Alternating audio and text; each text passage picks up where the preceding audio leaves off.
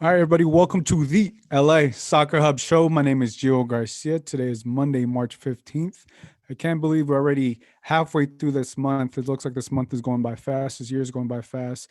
I've been seeing a lot of different things that, bring back memories to a year ago. A year ago today, a couple of days, sports stopped, everything stopped, the world stopped as we knew. And I've just been seeing different things just around the news, around the sports world, and just kind of brings back that dang, a year already has passed, and now we're moving forward, and now hopefully in some parts of the country we're gonna have fans, especially here in California. But here to help me talk about all things LA Galaxy, we got Alicia Rodriguez. Alicia, how you doing? Doing well today. Thank you very much. Yeah, like it's crazy, right, Alicia? It's been a year. What do you think you've learned through this whole process? Uh, well, uh, I've learned that sports may shut down for a little while, but they'll come back pretty quickly. I've learned that the schedule can be pretty darn compressed if V League has its mind made up to do so. And I've learned that teams can do video press conferences in very, very different ways. So I've seen a little bit of everything, I feel like, over the past year. Yeah, yeah, and I was always interested to see, like, how is sports going to come back? How are we going to be able to cover it, right? I'm glad we live in 2021, 2020, right? In this decade, in this, because the technology and how we're doing it now. I've been pretty much doing all my press. Excuse me, all my interviews, through Zoom, and just adapting that way, and being able to do it, in a consistent basis as well. But also just it brings back so many memories. I was watching. I don't know if you've seen on Netflix. It's called Last Chance U. It's about the Mhm. basketball players. Have you seen it? I Uh, haven't seen it, but I've heard about it. Yeah. It's amazing. If you love, I know you cover basketball, but it's an amazing like series that they did, and I'm not gonna give you the ending or anything, but it goes through the pandemic. Like the final episode goes through the pandemic, and it's crazy because you're just like, dang, like we didn't know anything about it, and we didn't know like a year ago around this time like how it's gonna change our lives, how it's gonna change sports and everything. And you're like, because initially we all thought it was just gonna be like, oh, a couple weeks, maybe just a couple weeks, we'd be good and back to normal. A year later, nope. Changed Yep. everything, and it's just crazy to see, just watching that series, just to see how it affected us, and how little we knew, and then how we were able to adapt. So I don't know, I just thought it was interesting. Yeah, it's definitely interesting. I definitely don't want to live like this for another year, but feels like we're coming out of it. More and more people are getting vaccinated, and like you said, we're going to be seeing some fans in the stands pretty soon. So I'm not one to say, "Oh, it's all over. I'm going to go nuts," but I am ready to kind of get back to normal little by little. So I'm looking forward to the next few months for sure. Yeah, I'm the same way. I feel the same way. It comes a point that eventually we have to get there, right? We have to learn how to live with this. And I also want to be sincere to the people that have lost lives or family members and stuff. But I think now it's at a point that we understand, we have a better grasp, we know what's going on. Like you said, people are getting vaccinated, we feel more comfortable, and I feel more comfortable. I'm ready for fans to go to the games whenever, however many fans are allowed to the game.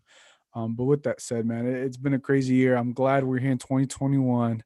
But now let's talk some LA Galaxy. So we had LA Galaxy. It looks like this past weekend they played a match against Columbus Crew. The reason why we know that is because Augie Williams, who's a striker, he posted on his Twitter. He was the only one. He posted photos. I think he also posted on his Instagram, and apparently he scored a goal. I don't. Did you know about it? Because I didn't know about the match, or I don't know if it was exhibition game. I'm assuming whatever it was, it could have been just a small scrimmage, but it looks like I thought they were just going down to San Diego to just do some training, but they had a game. What are your thoughts when you heard about that? Yeah, I didn't expect ahead of time that there was going to be a game, but we knew that a lot of times in preseason there'll be like little pockets carved out where they'll do a little super secret game, that kind of thing. So I'm not altogether shocked about them doing a game.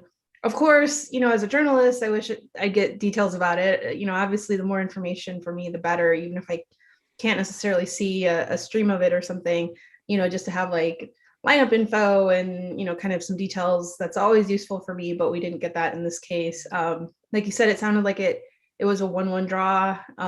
Augustine Williams, who is under contract to LA Galaxy 2, but he's been training with the first team. I don't know necessarily if he is basically on trial to get a first team contract. I hope so. I think he's somebody who really could merit it. He had a really fantastic year last year, and he's really been a very good player at USL Championship level. And we know that the Galaxy could use some depth, in the first team for forward. And he seems like the kind of profile of player that would actually fit that pretty well. So hopefully he is on trial, so to speak, with the first team.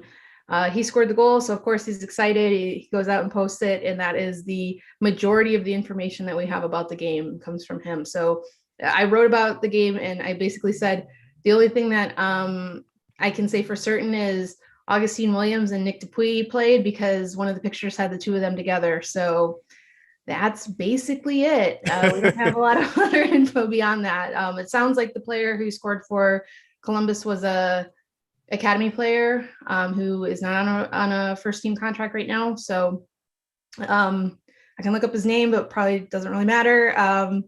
But yeah, so as far as the Galaxy info, I think that's probably about all we're going to get. And that's probably, we're probably going to have to like it, because I don't think they're going to come out with much more information on that. And I feel like this was in a game that Chicharito, Jonathan Dos Santos, any of those guys played. They were just down there for offsite training.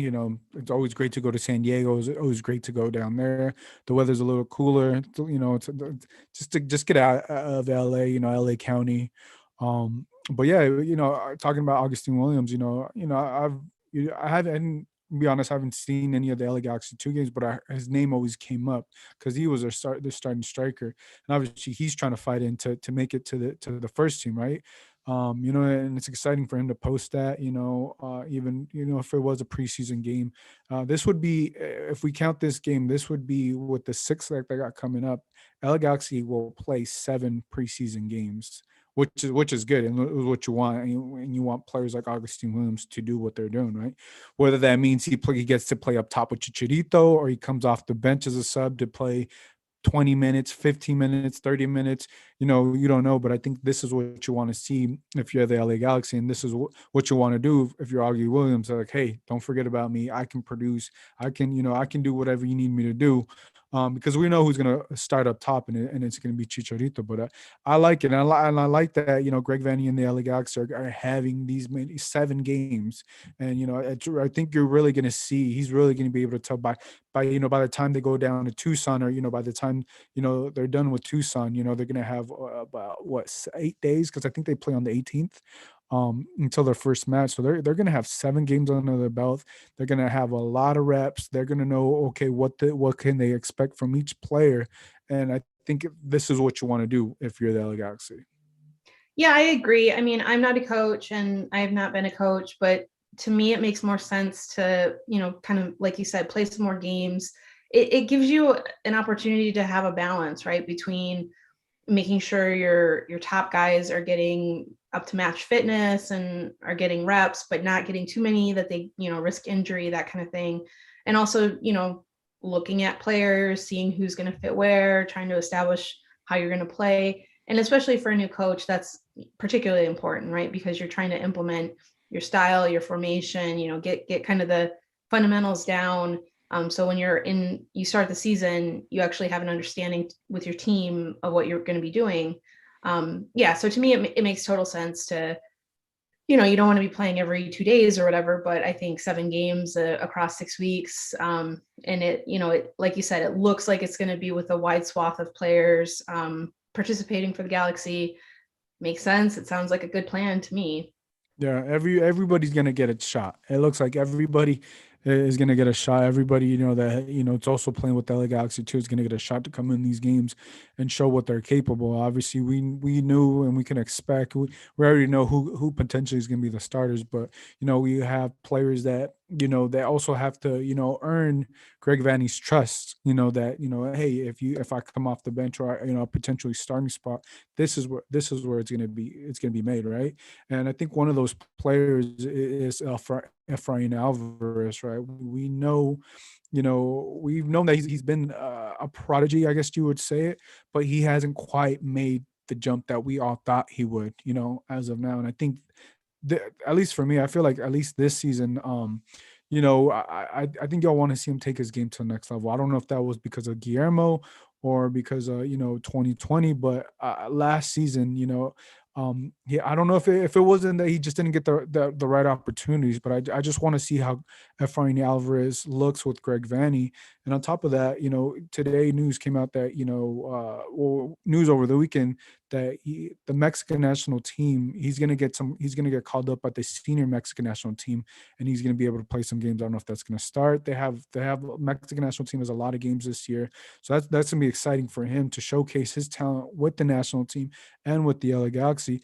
But at the same time, I was reading this article by, I think, Ives from SBI Soccer. It says that even if he plays with the Mexican national team, it doesn't necessarily cap tie him, which I thought was very interesting. So he still has an opportunity to go to the men's national team.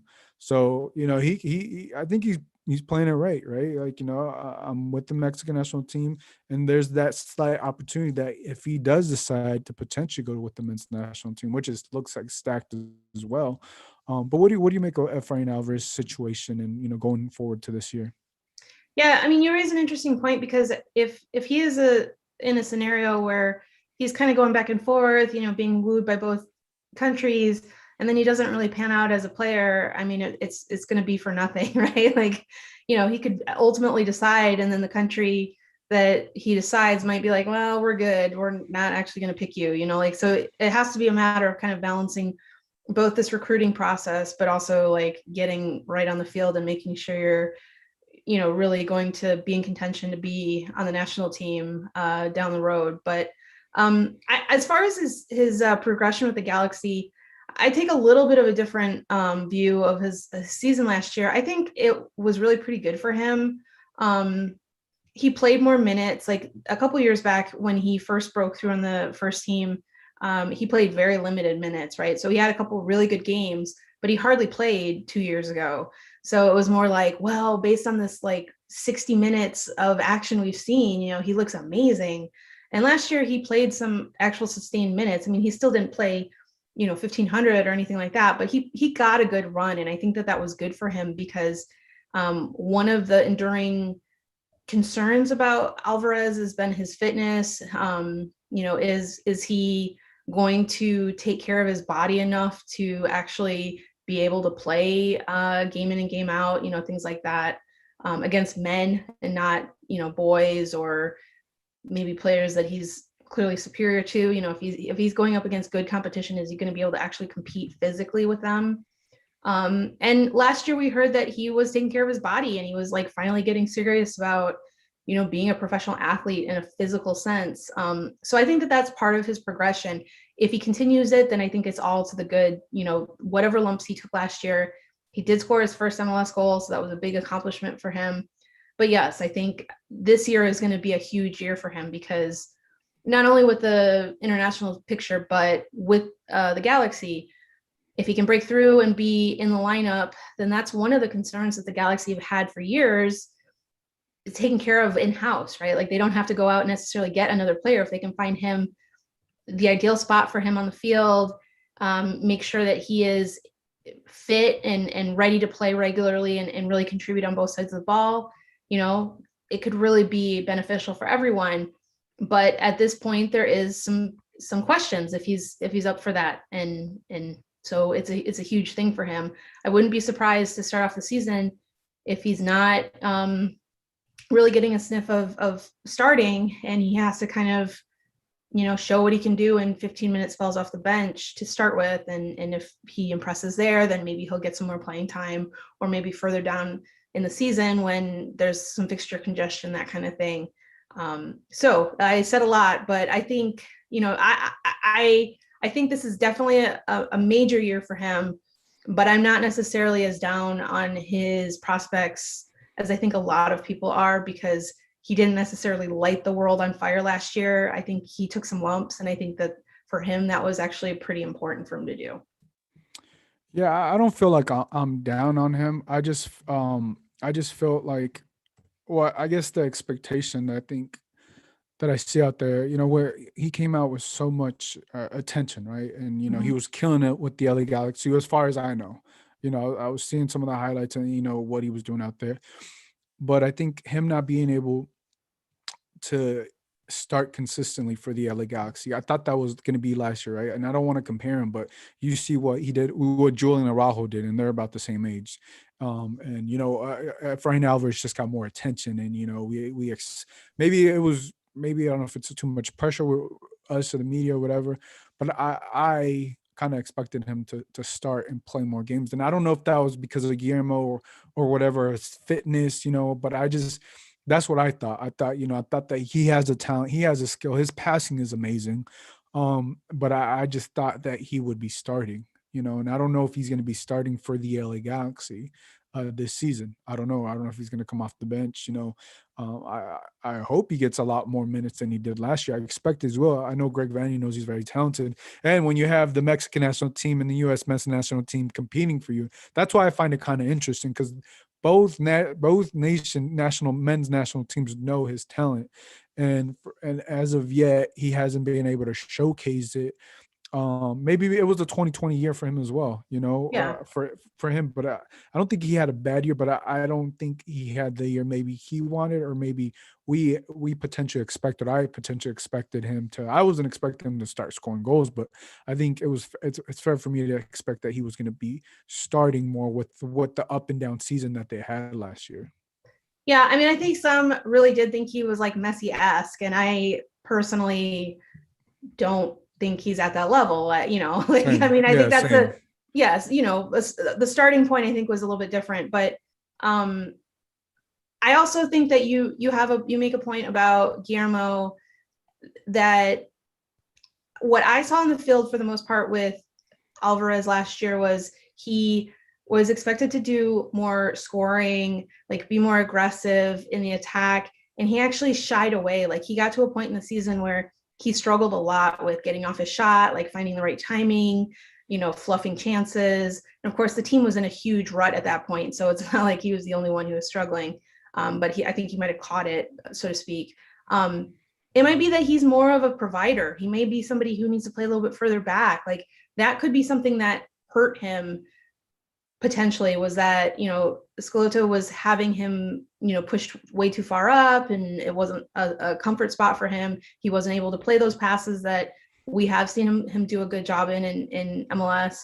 And so if he's playing in a different role, then maybe he'll perform a lot better, and maybe he will be better. So we'll have to see how Vanney uses him, and what kind of role he's expected to play. But like I said, I think behind the scenes he did most of the work last year.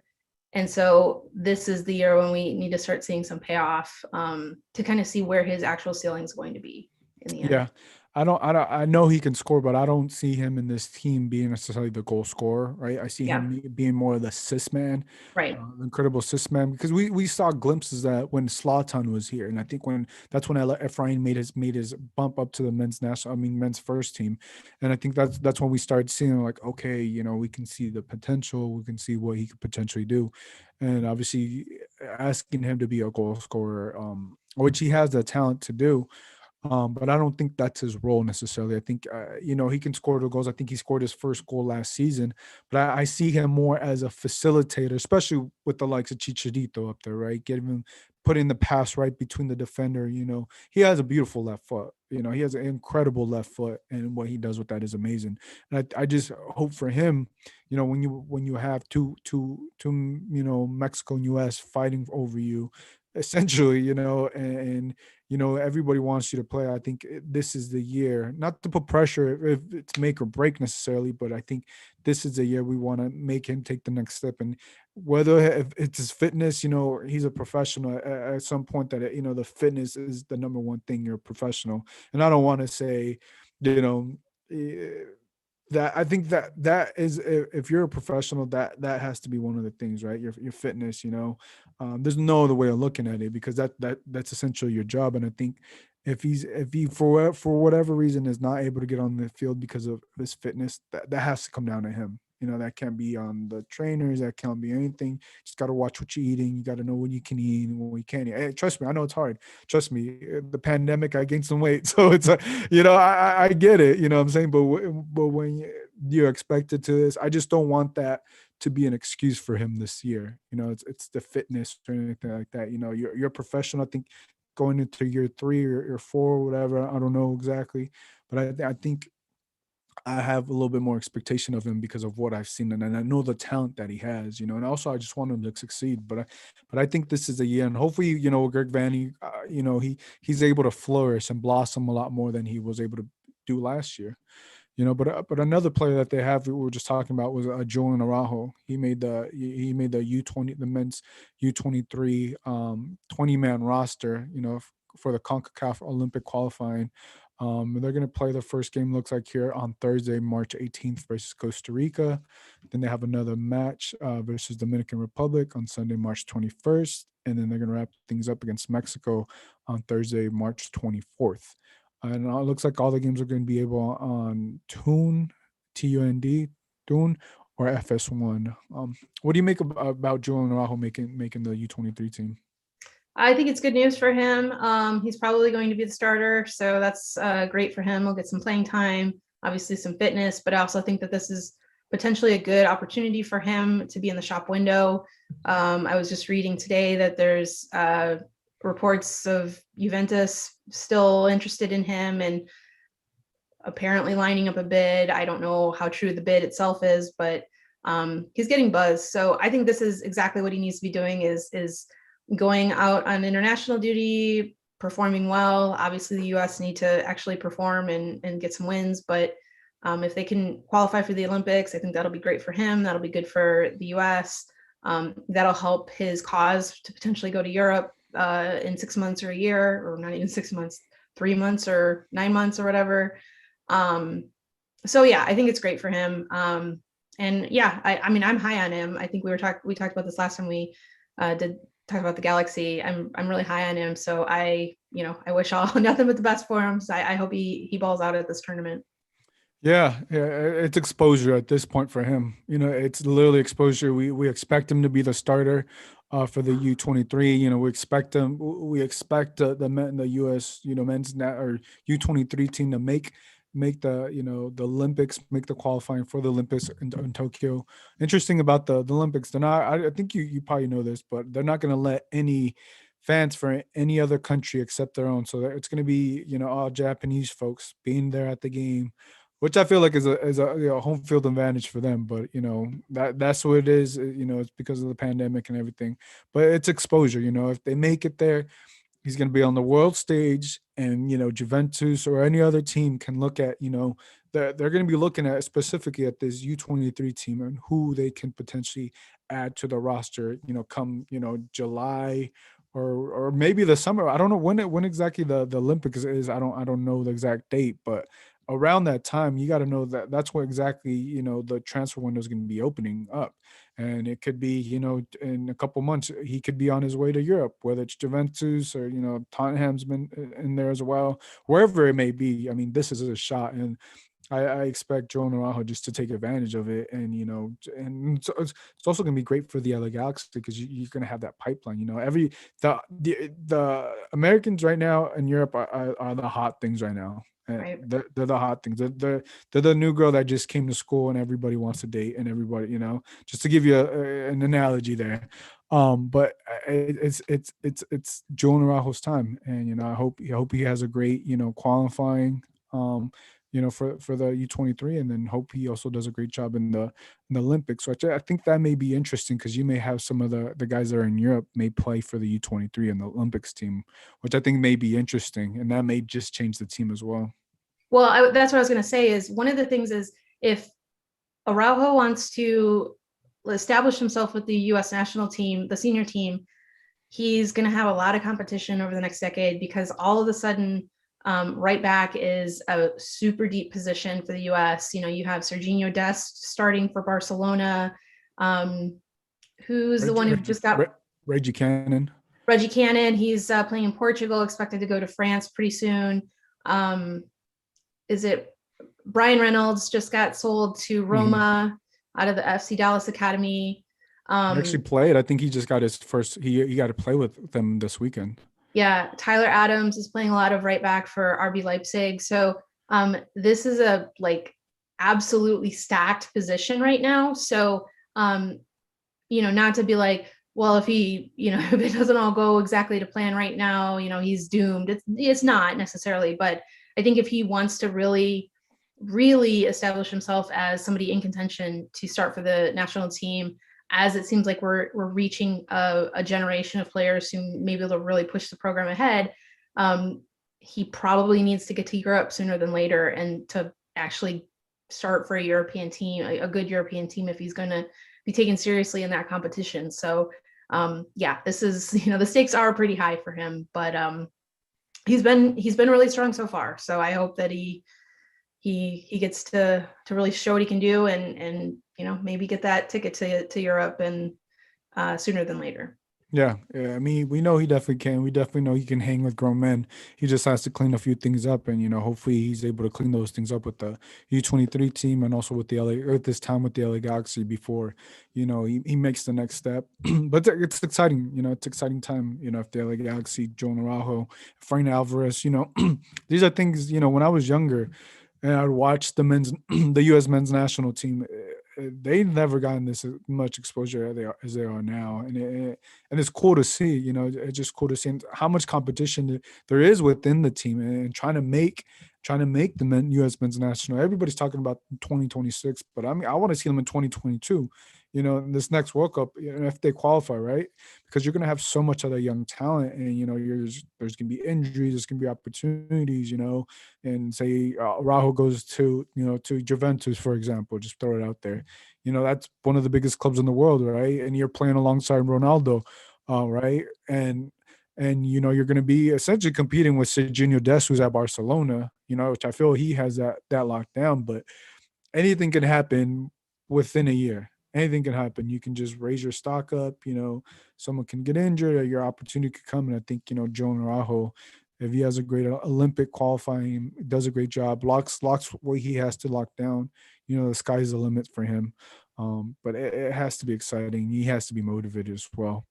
Another player that they signed and made official was Samuel Grandsir. He made a official free transfer to the LA Galaxy. Quite the name, Grandsir. It's quite the name. Yeah. So I like his name. He's going to be the winger. I'm assuming he's going to play on the right side. We still don't know about the Pavone situation. We're assuming that Pavone, if they get that situated, he'll be on the left side. But what do you make of this signing? Obviously, I don't know too much about him. I saw his Instagram. I saw a couple of different things. But what do you make of his signing? He's also a temp player, so he's making over $600,000. Yeah, I mean, he's not a household name. Like, he's not a player that everyone knew about in France. Like, even Roman Alessandrini, like, he was a household name when he signed with the Galaxy. In contrast, I feel like his name is Grandsir, but I don't know. I don't speak French, but I don't think it's. You're probably right. I don't think it's Grandsir. Like, everybody's calling him that, but I think it's like Grandsir or something like that. Okay, But it doesn't sound that cool when you say it like French. Oh, yeah, maybe. So I guess we'll find out how it's pronounced. But he's a player who obviously he latched on with one of the big clubs in Ligue 1, with Monaco. That's the kind of club that, tells you it's a promising young player, right? Like, anybody who signs with them is somebody to watch. So I think that's a good thing. The problem is that he did have a couple good moments. He scored in the Champions League for Monaco, so that's always a good thing. I think he scored against Atletico Madrid, great team, right? Like, that's a great moment for him. But he really did not consistently get into the lineup. Monaco has been a team that's had a lot of turmoil. I mean, they've perpetually had a lot of turmoil, but particularly the last few years, they've had a lot of turmoil since they won the league title, like 4 years or so ago, 4 or 5 years ago. They've had a lot of upheaval. So with the current coach, he just could not break through. He hadn't played all season. That's a big concern. He went on loan to a couple other Ligue 1 teams, so he had some experience elsewhere. And I think he played halfway decent at kind of mid-tier, lower tier Ligue 1 teams. To me, this seems like a very high risk, high reward kind of signing. They hope that he can be a player who's a core player. Vanny talked about that in his first press conference of the preseason. They need to get some players who will be around for a long time and can kind of make up the foundation of the first team. I think they are hoping he's going to be one of those players. But I don't know for sure if it was just a matter of the coach didn't like him, or there was another player who was better than him and there wasn't much he could do to break through, or if there's some issues and he didn't do himself any favors in getting into the first team. So that's something we're going to have to watch. And so I think that's why it's a little bit of a risky move. He's an expensive player. Does he really have a lot of track record to go on? I don't know. He hasn't played a ton. So, we'll see. I mean, it could be something that turns out to be a genius move, or he could be a real dud. So, Yeah, I'm with you. It is a high risk, high reward, because obviously he's a 10 player. So obviously, paying him more than 600,000, you could pay him up to 1 million. I don't think he's making that. But yeah, if he works out. But if he doesn't, what's the backup plan? And I just want to read a quote. This is from Dennis to close. This is what he said. Samuel is an attack-minded, talented player who will strengthen our roster. He has demonstrated, to be an astounding and talented player in a very respected competitive league. We are very confident he will show his potential and are excited to watch him grow even more and to have him become an important part of our roster. Goes to your point, right? That Greg Vanney said they want to have players that are here for years, and this is I look at it as Greg Vanney's, move, or Greg Vanney's, move. Obviously along with Dennis the Close, but you got to think, okay, this is a player. It's not going to be a Yoni Gonzalez for a couple months. rental, This is yeah. this is a player that's going to be here for the long term. And on top of that, the positive is that he came on a free transfer. Right. The other side of that is like, why did he come on a free transfer? Yes, exactly. It's like typically people that come from Monaco, they don't come on a free transfer because I think his contract was supposed to end in the summer. I think it was in the summer, and they might have, which they're like, hey, we're not going to fight over 2 months or whatever. Maybe, like, to your point that, there was someone else that was potentially better than him, was, already had a spot, and that there was no way he was going to make the lineup. And for Monaco, or whatever the case is. But that's the only thing.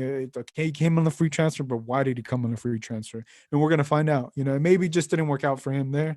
Yep. And we gotta hope for the best if you're the Galaxy that it works for him here. And I think you're starting to put the pieces of the puzzle. To your point, if they have the three midfield, they could have, and the one up top.